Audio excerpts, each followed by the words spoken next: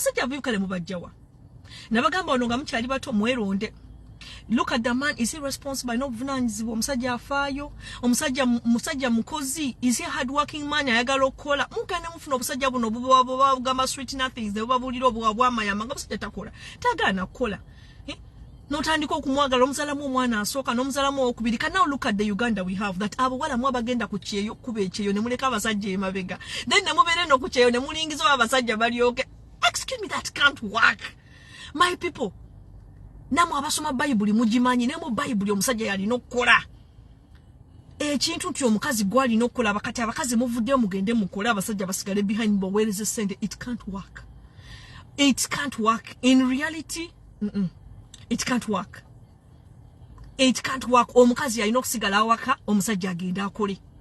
Income y'omusajja omukazi ne bwoba okola income y'omusajja erina okuba dominant awaka ng'eri visible. It can't work. Nyabo wala munyigide relationship simuno nti kangene kuba ekyeyo omusajja muweereze sente.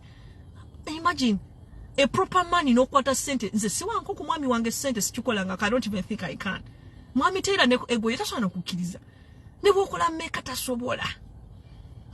Era we go out to restaurants ne waba ku kadi yange kuliko emitwalo emeka takkiriza asasula buli kimu. A proper man tasobola kukkiriza kumuliisa ebyo temugeze out omukazi aseyo kadi akutunira batinaga. You can't, come on. Okolo tie kintu ng'ekyo nto oli mukuwa musajja sente nga mulema.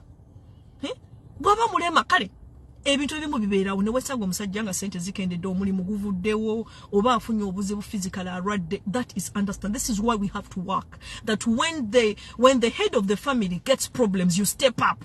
Kati nze Jojo wano wendi mwami tera nafuna obuzibu bwonna alwadde afunye accident oba afudde oba omulimu gwakola guwedde oba muyimiriza oba company anything can happen.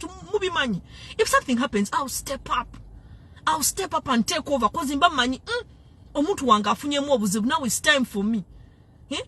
I'll step up mugambe mune darling it's okay bills maker tuzitemu nti no bweno bwetu ntofaayo jiteke kwenu kadi simple biru ekyo kiteke ku kadi yange no kadi eliko sente teka kwenu kadi eno biru kiteke kweli kadi eno biru kiteke kweli kadi nti hatukoze tutya nga mubeerawo you are backup. No, women shouldn't give you money for what? They shouldn't give you money. Ekyo kyone abawala tetuna. Let me tell you, Ugandans tetuna tukayo tukiza fe kyali bafirika abazungu batukayo daffe tetuna ba. We are developing people tetuna tukayo